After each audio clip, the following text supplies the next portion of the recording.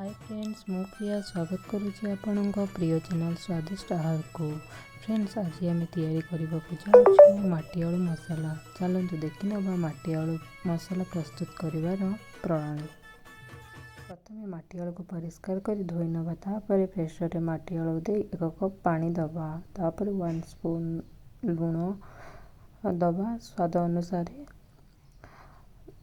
तापर आम हलदी गुंड ये ऐड करुचु 1 स्पून।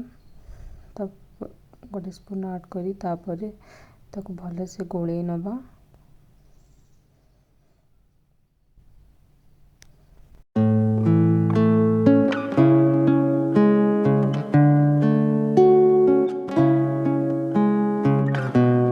तापर प्रेसर ढांकुणी दे भल भाव बंद कर दबा।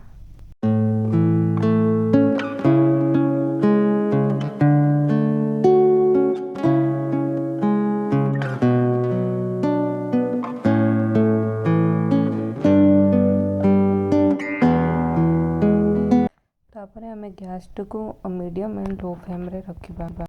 मुझे गोटे मिक्सचर जार पियाज गोटे 1.5 चामच जीरा नहीं एवं 3टा शुखला लंका नहीं राग अनुसार आपन जमती राग खाइबे तो सही अनुसार नेबे। तो टिके पानी ऐड करी मिक्सचर जार रे पूरा प्लेन करके मसलाटा बाटी दे।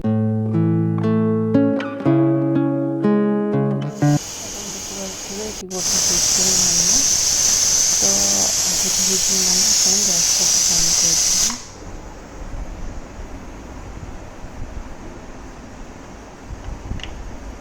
देखिपारे मु मसला को गोटे जगह काढ़ी तार प्रेसर गैस को बाहर कर दूची। आउ थे गैस ऑन करी कढ़ा बसैली। देन आप देखिपारे केते सुंदर भाव सीझी जाइए माटी आलू। तापर पानीटा को आम अलगा करी माटी आलूटा को यादे भल भाव गोले नबा।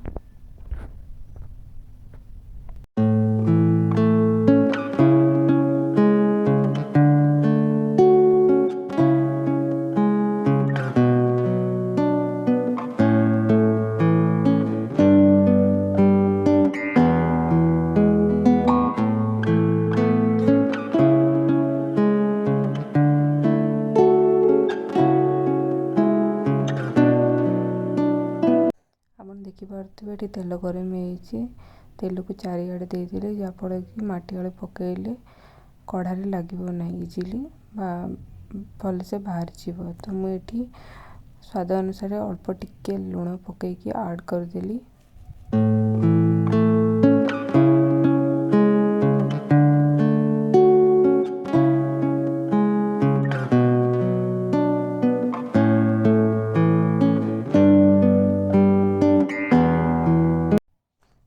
तापर ये आस्ते आस्ते करी गोटे गोटे माटी आलू पीस नहीं खड़िका साहाय्य पकईली। फ्रेंड्स, मो चैनल को लाइक बहुत मात्रा रे आपन शेयर करंतु एंड सब्सक्राइब करंतु। ता फल रे मु आपण मानक पाखरे डेली न्यू डिशेस पहुंचेबी।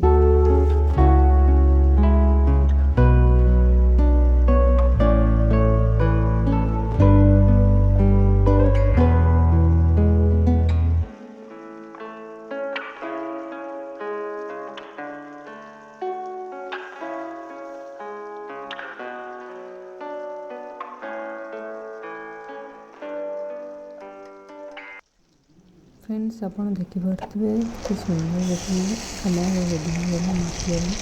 तो गोटे साइड कुकर से पूरा बढ़िया सीझी पूरा भलसे मैंने रेड कलर ब्राउन कलर रखी टिके भी लगुनि कलर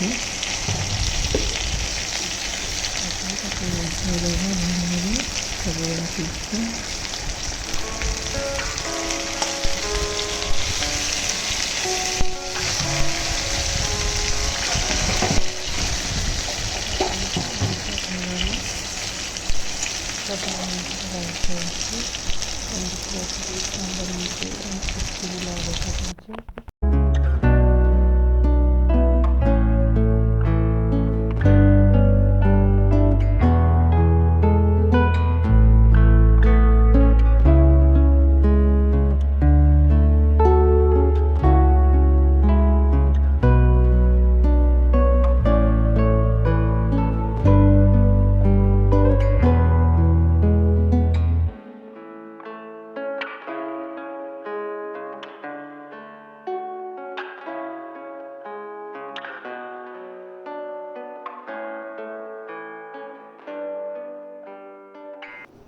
ताको तापर गोटे जगह को काढ़ी नबा हो गलानी आमर माटी आलू प्रस्तुति।